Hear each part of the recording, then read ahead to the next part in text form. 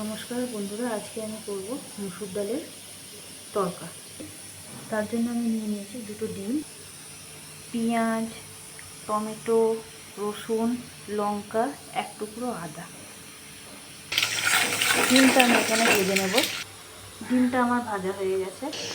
এরপর আমি কড়াইয়ে তেলের ওপর দেবো পেঁয়াজ, টমেটো, রসুন কুচি, লঙ্কা কুচি, আদাটা আমি ঘষে নেব।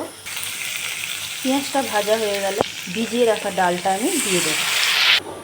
এরপর নুন, হলুদ, পরিমাণ মতো মিষ্টি দেব।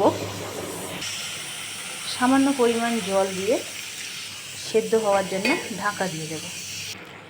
ডাল সেদ্ধ হয়ে এলে আমি ভাজা ডিমটা দিয়ে দেব। এরপর ভালো করে মিশিয়ে নেব। আমার মসুর ডালের তরকা রেডি। এটা কিন্তু গরম গরম লুচি, পরোটা, রুটি সব কিছুর সাথেই খুব ভালো লাগে।